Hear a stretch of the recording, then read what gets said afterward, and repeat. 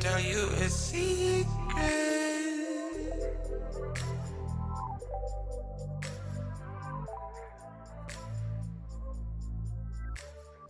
Hi, you all. Welcome to Unbottled Secrets, the channel in which my truth becomes your entertainment.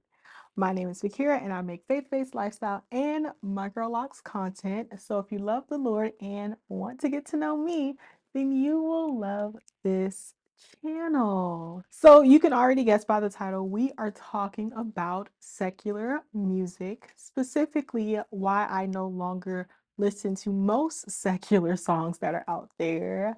Don't get me wrong, I do listen to some secular music, but for the most part, I would say 95% of the time, I am only listening to music that is glorifying God. And yeah, there's no shame in my game. So if you would like to know why I arrived to that decision, and if you would like some suggestions of gospel song that expands quite a few genres, please continue watching. Now, let me just say, I love music. I know a lot of people say that, but I love music. I was the one that you would give the aux cord to you, and halfway down the road, you will start asking questions of, who is that? In the best possible way. We will have a conversation about music. I will tell you about musical styles. I could go on and on and on about music. It is one of the things I am so passionate about. And when it came to my upbringing, growing up, rap wasn't something I was necessarily allowed to listen to. My grandma had a very strict no rap policy, especially in her car. So usually when we were driving around, we were listening to smooth jazz or country western. And it's so funny because for a long time, I actually despised country music because there was this one occasion where my grandma forced me to drive with her from Florida all the way to South Carolina, listening to absolutely nothing but country music. When I tell you, I wanted to scream. Now, I would say my feelings towards country is pretty whatever. I can take it or leave it. But when it came to smooth jazz, I was in love. It was more my speed. And that's how I got introduced to the likes of Anita Baker, Kenny G, James Ingram. I also grew up on R&B soul, and of course the Motown sound. I would be remiss if I did not mention that my favorite artist of all time was Michael Joseph Jackson. It's so crazy because every single year I would get something Michael Jackson related, whether that was an album or a DVD, a t-shirt, a poster. I would get something Michael Jackson, to the point that it was pretty much expected. And at a given point in my life, I've probably owned every single Michael Jackson album known to man because I was that big of a Michael Jackson fan. We can talk about stan culture one day, but I was a stan before stans was even a thing. I loved Michael. And then your girl had a neo soul earthy girl phase where I only wanted to listen to neo soul music. That was around like the 2008, 2009 era, some of 2011, where I would listen to the likes of Jill Scott, Erykah Badu, Glenn Lewis, Music Soul Child, Dwele, Emile LaRue. That aesthetic actually changed my life. It's kind of one of those genres that changed the chemistry, or however the TikTok girls say, core memory, chemistry, imbalance, whatever they say. Neo soul was the backdrop, especially in college for me, because I was going through my natural hair phase. I wanted to dress very earthy and down to earth. And if you listen to my podcast, shameless plug. Episodes are also on YouTube. And on my The Trap of New Age episode, I talk about how certain musicians, for example, Erykah Badu and Erykah Badu and NDRE kind of played a role in me dibbling and dabbling into New Age spirituality. I would go into depth there, but I think you would really enjoy listening to that episode. I go down a rabbit hole. And of course, I grew up in the church, so I had gospel on rotation as well. I think if it wasn't Michael Jackson, it was probably gospel being played a lot because I was on the praise dance team. I would dance in my room to certain gospel songs. Didn't necessarily know the meaning, but your girl, gospel was on rotation in my household, of course. Lest I forget that I also had an indie rock phase in high school. I had a white best friend, and she liked Mumford & Sons, and I like Mumford & Sons. We listened to Florence and the Machines. I could say, as eclectic-ish my musical palette was, I definitely had a theme or a few themes. Was the lyrics good? I like good lyrics. I like metaphors. I like imagery. I love good lyrics. Are the vocals there? Because I grew up in the choir and I love a good vocal arrangement. That's why I'm an R&B girl, a neo soul girl, a gospel girl, because I like good vocals. And is the music, as far as the musical arrangement, is the instrumentals there? And pro tip, if it included some sort of string like a violin, or my personal favorite instrument, the saxophone, if it had it, I was listening to it. And you can kind of tell with just me highlighting some of the genres that I went through. Those were things that were kind of weaved in there. So it was just something that became ingrained and a part of me. Now, I could get lost in music. Music would transport me into another time and place, especially growing up as a sheltered child, not really going anywhere. I really only had me and music, and my imagination would run wild with it. I would pretend I was singing at a concert. I would just imagine my life with certain songs playing. I would pretend I was in a music video. Music was the soundtrack of my life, as cliche as that sounds. I could listen to a certain song and be instantly transported to the time I first heard that song, or when it was a core memory. Music was truly my escape from reality. But here's the thing.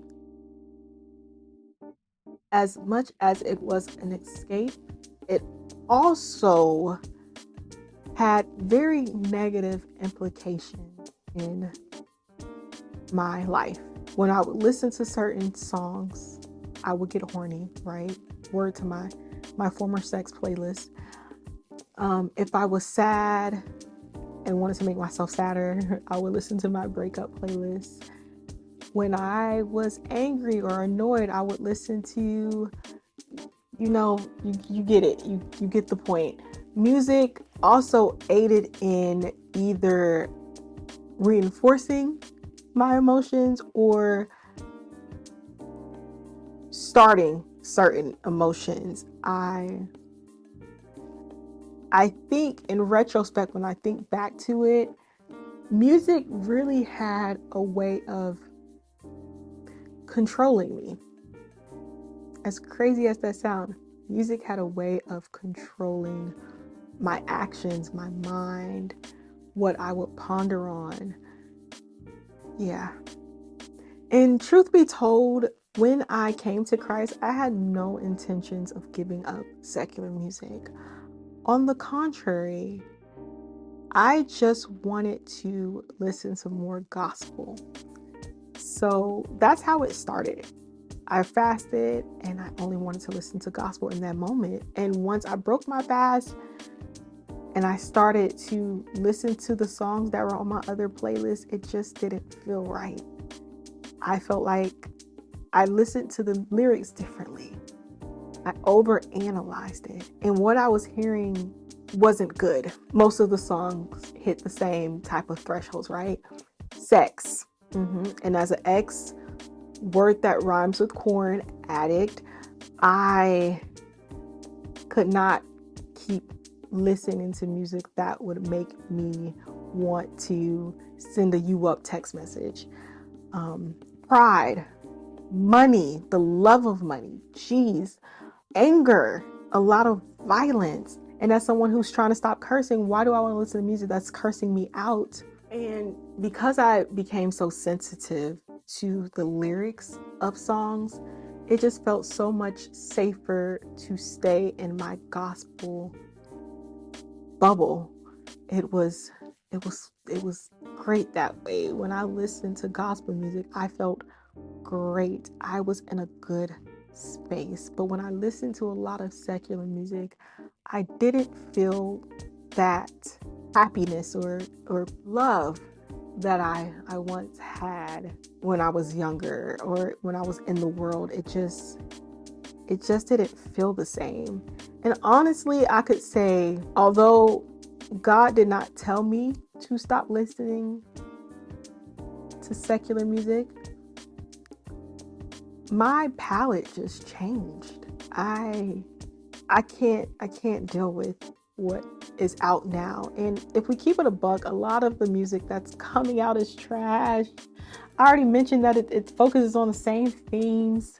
Even the so-called positive music it's borderline new age spirituality. So it just makes sense that if I want to just have positivity in my life and feel good, I just stay prayed up and listening to gospel, honestly, truthfully. And even from a spiritual standpoint, why would I even want to listen to music? Because there are a lot of songs that go against the Bible. Because not only am I listening to it, now I'm repeating the lyrics over and over and I'm meditating on it.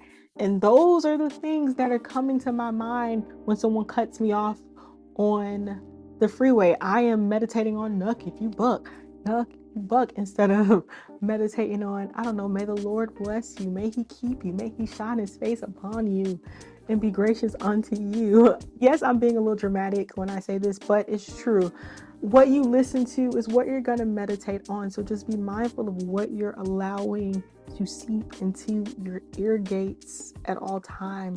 And yes, I will be a liar if I said I did not listen to certain secular songs.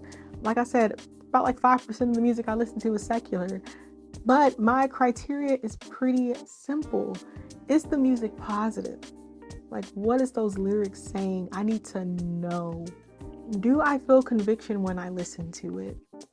If I'm listening to a song and I feel like, dang, it's idolizing a man, oh, gotta go. If I'm listening to a song and I hear witchcraft or put a spell on you and things like that, oh, you gotta go. If I listen to music that makes me angry and upset and want to fight, you gotta let it go. Of course, sex music, that gotta go.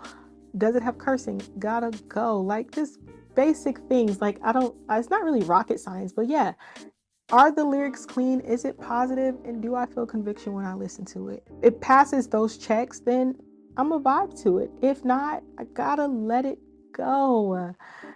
And trust me, I've let go of a lot of my favorite songs. So I'm not even saying this as a high and mighty on my high horse looking down. No, like I grieved certain songs I had to give up, especially my sex playlist, because I curated an amazing making love playlist, but I had to let it go because it was not glorifying God, and it was igniting something in me that wasn't godly. So I had to let it go. So to round this up, am I saying Christians should stop listening to secular music? The answer is I don't know. I'm not going to even pretend to know the answer. I would say to pray, ask God for guidance, but also use discernment. Like, if a song isn't right, because I mean, it's pretty obvious. Like, can you do some fruit inspection on that song? So Yeah, I was just say pray about it. Now, I will say one thing that has made me so excited about primarily listening to gospel music is that it has ignited this love for music again within me. So much so that I have been so creative in trying to curate playlists that align with genres that I grew up loving or have grew to love. And right now I have my traditional gospel playlist, and then I have my Afrobeats gospel. I have my rhythm and praise playlist, which is, rhythm and blues, R&B. I have my vibey gospel. Like, I am so excited for the music that I'm falling into.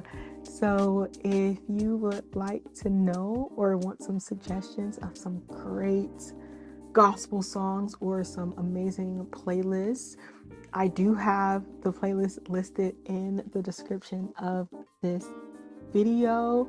Of course, it is on Spotify, so you Apple Playlist girls, I guess you're gonna have to write the songs down, but yeah, I think y'all would really enjoy it. Like, I was driving with my friend today and she even was writing down some of the songs. So I know me, your girl, she has superb taste in music, and now the music is just for the glory of God. And oh, what more can you ask for?